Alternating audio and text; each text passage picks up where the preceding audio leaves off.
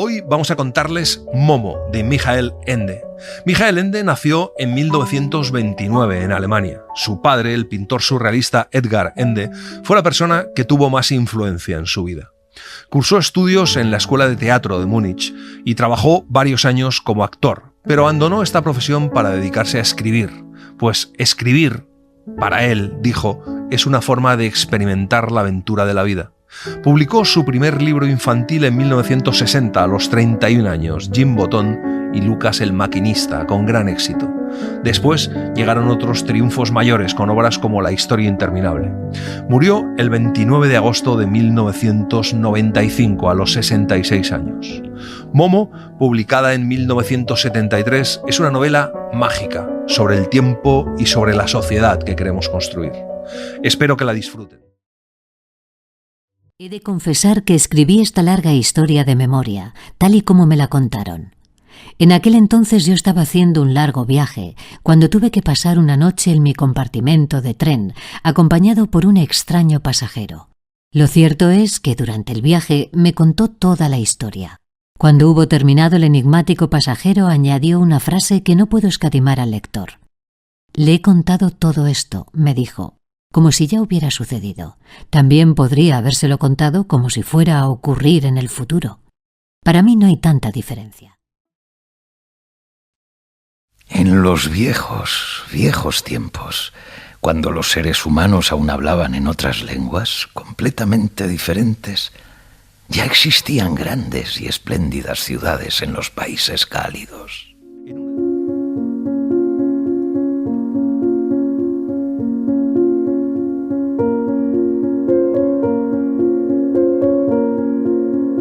En una de estas ciudades transcurre la historia de Momo, en las ruinas de un anfiteatro, a donde ya solo van de vez en cuando algunos turistas y las gentes de los alrededores. Allí apacentan a sus cabras, los niños usan el círculo central para jugar a la pelota y a veces, por la noche, es el punto de encuentro de las parejas de enamorados. Pero un día, entre las gentes del lugar, corrió la voz de que en los últimos tiempos alguien habitaba en las ruinas. Decían que era una personilla de poca edad, presumiblemente una niña. De todas maneras, no se podía afirmar a ciencia cierta, ya que iba vestida de un modo un poco estrafalario. Al parecer, se llamaba Momo, o algo por el estilo. Sí, el aspecto de Momo es un poco extraño y puede asustar un poco a quienes conceden gran importancia al aseo y al orden. La niña es pequeña y bastante delgada, entre 8 y 12 años, pelo alborotado y lleno de rizos negros que parecen no haber tenido nunca contacto con un peine o unas tijeras. Unos ojos muy grandes y preciosos y también negros. Los pies negros también, porque siempre va descalza. En invierno lleva de vez en cuando unos zapatos, pero nunca son iguales y le quedan demasiado grandes. Bajo el escenario del teatro en ruinas, cubierto de hierba, hay un par de cámaras medio derruidas a las que se puede acceder a través de una abertura. Ahí se ha instalado confortablemente Momo. Cuando la gente le pregunta de dónde es, hace un movimiento indeterminado con la mano, como si estuviera señalando algún lugar lejano. Y cuando le preguntan quiénes son sus padres, la niña se encoge levemente de hombros. Ese anfiteatro es su casa. Todos sus amigos la ayudan a limpiar la cámara. Un albañil construye un pequeño hogar de piedra para cocinar, un viejo carpintero una mesita y 2 sillas, y las mujeres traen una vieja cama de hierro y un colchón. Los niños le traen toda la comida sobrante que pueden y todos juntos celebran una fiesta tan divertida como solo la gente pobre sabe celebrar. Así que uno podría pensar que Momo había tenido muchísima suerte de haber dado con gente tan amable, y la propia Momo estaba convencida de ello. Pero pronto la gente también tuvo ocasión de comprobar que ellos no habían sido menos afortunados. Necesitaban a Momo y se extrañaban de que hasta entonces hubieran podido arreglársela sin ella. Y cuanto más tiempo llevaba la pequeña muchacha entre ellos, más imprescindible se les hacía. Tan imprescindible que todos albergaban el temor continuo de que algún día pudiera marcharse. Momo tiene muchísimas visitas porque lo que la pequeña Momo sabe hacer como nadie es escuchar. Escuchar de verdad solo lo saben hacer muy pocas personas. Y la forma en la que Momo sabe escuchar es absolutamente excepcional. Lo hace de tal manera que las personas con pocas luces de repente tienen ocurrencias brillantes.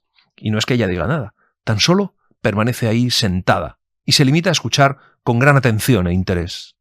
Mientras escucha, los mira con sus ojos grandes y oscuros, y el otro siente cómo de repente surgen de su cabeza pensamientos cuya existencia nunca hubiera sospechado en su interior. Sabía escuchar de tal manera que la gente confusa o indecisa, de improviso, sabía exactamente lo que quería. O de modo que las personas tímidas se sentían de golpe libres y valerosas. Los que se sentían infelices y agobiados se volvían confiados y alegres.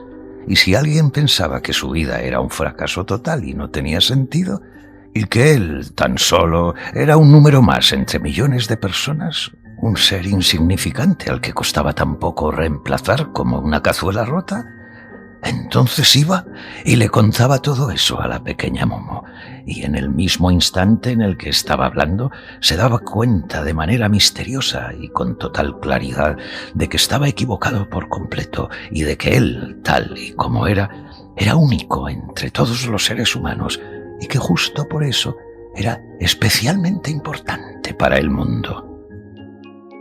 Un día se presentan en el anfiteatro dos hombres que se han peleado a muerte y que ya no quieren dirigirse la palabra, aunque son vecinos. Momo tan solo les mira, esperando a que suceda algo. Algunas cosas necesitan su tiempo, y tiempo es la única riqueza que posee Momo. Después, los hombres se ponen a hablar y a discutir y a echarse cosas en cara mientras Momo los mira con sus ojos negros. Y es como si ellos se vieran en un espejo. Primero se sienten ridículos y luego empiezan a reírse. En otra ocasión, un muchacho le trae su canario porque ya no quiere cantar. Esta vez, la tarea le resulta mucho más ardua a Momo.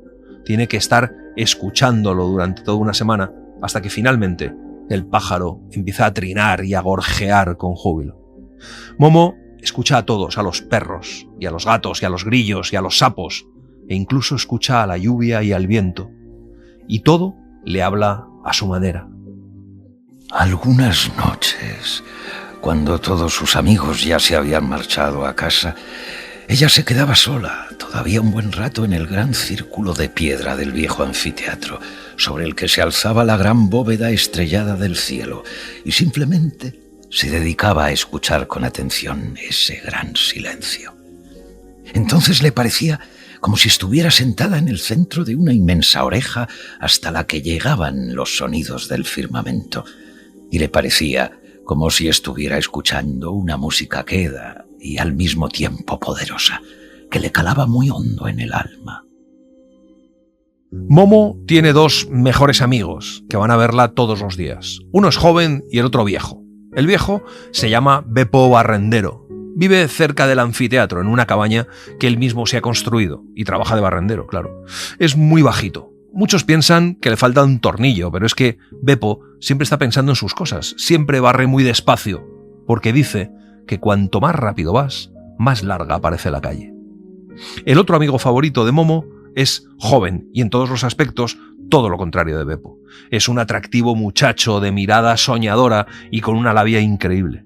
Siempre está contando chistes y bobadas y tiene una risa fácil y contagiosa. Se llama Girolamo, pero todos le conocen como Gigi. Gigi Cicerone, porque una de sus muchas profesiones es la de guía turístico. Cuando los turistas consentían, se lanzaba a hablar y les contaba la primera fantasía que le venía a la mente. Se liaba a relatar todo tipo de acontecimientos, nombres y años inventados, de tal manera que les ponía la cabeza como un bombo.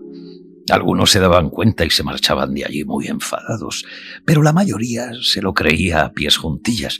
Por eso le pagaban también a pies juntillas cuando Gigi, al terminar, pasaba la gorra.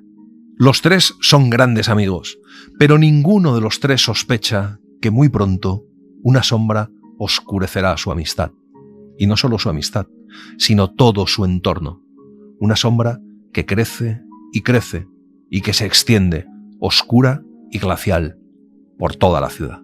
Ni siquiera el viejo Beppo, que solía ver lo que los demás no veían, advirtió la presencia de los hombres grises que vagaban cada vez en mayor número por la ciudad y que parecían estar continuamente ocupados.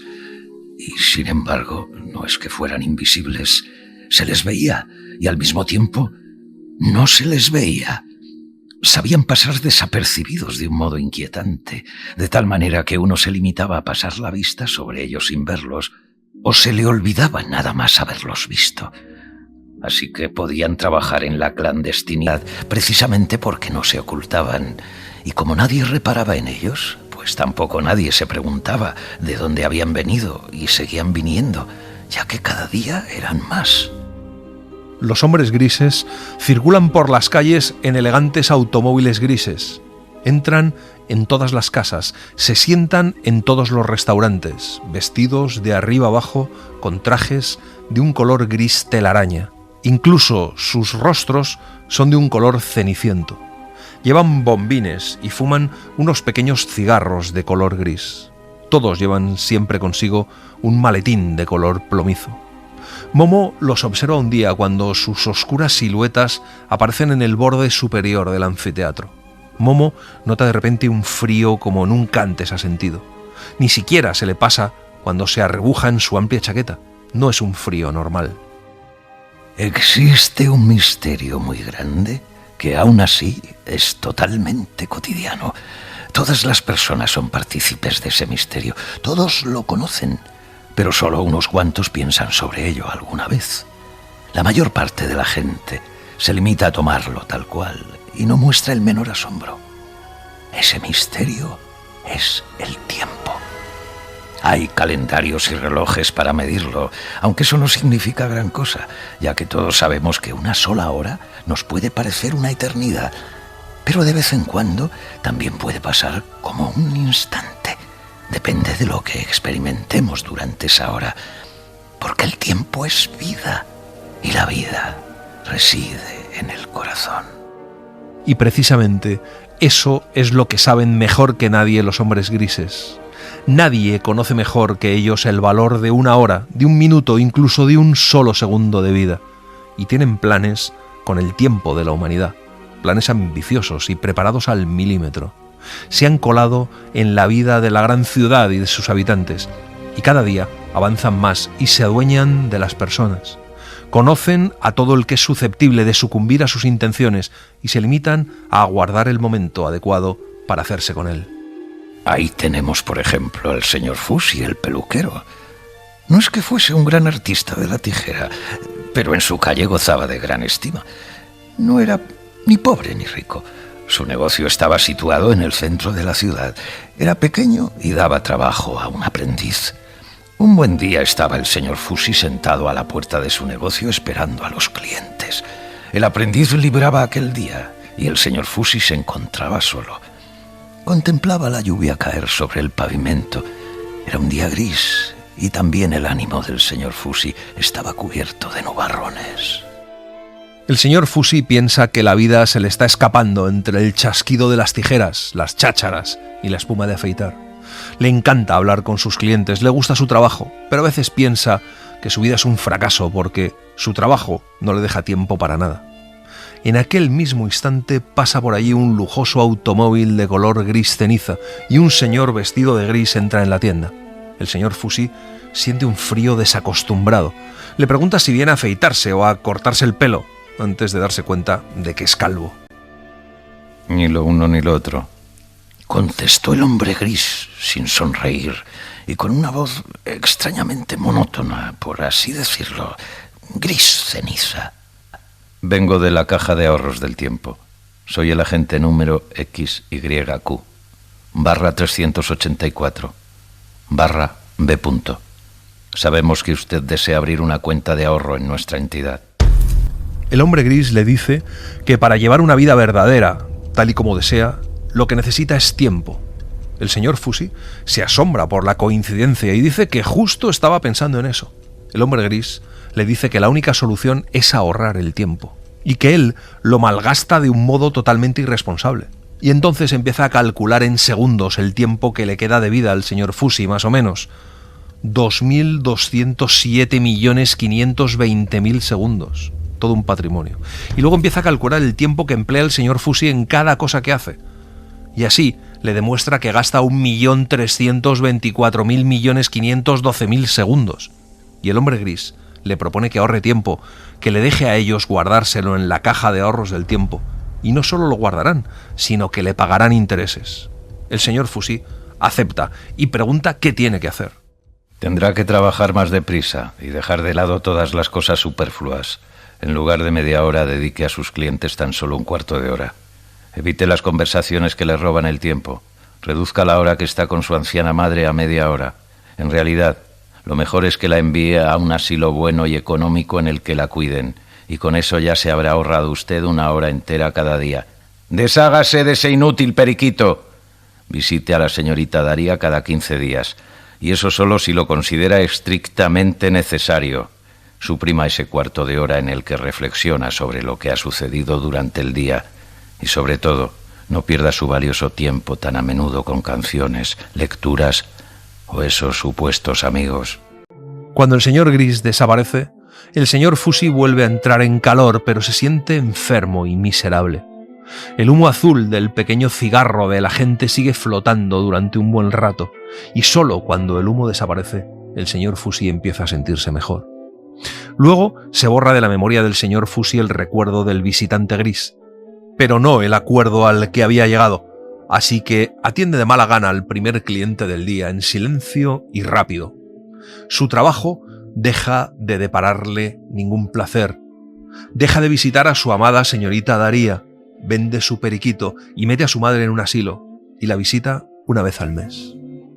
Cada vez estaba más nervioso e inquieto, porque le ocurría una cosa muy curiosa, y es que de todo el tiempo que ahorraba nunca le sobraba nada en absoluto. Desaparecía sin más de manera misteriosa, y ya no estaba ahí. Primero los días se le pasaban muy deprisa, pero después se hicieron sensiblemente aún más cortos. Antes de que se hubiera dado cuenta, había pasado de nuevo otra semana, un mes, un año, y otro año, y otro año. Y lo mismo que al señor Fusi le sucede ya a numerosas personas de aquella gran ciudad. Y cada día son más las que comienzan a hacer eso que llaman ahorrar tiempo. Y cuantas más son, más gente les imita. Pero los ahorradores de tiempo tienen cada vez peor humor, más cansancio y amargura, y su mirada es poco amable. Ya no celebran de verdad las fiestas. Soñar lo consideran casi como un crimen y, sobre todo, no soportan el silencio, porque en el silencio les sobreviene el miedo, ya que intuyen lo que en realidad está sucediendo con sus vidas. Por eso siempre hacen ruido. Nadie parece darse cuenta de que, según ahorra tiempo, ahorra en realidad cosas bien diferentes.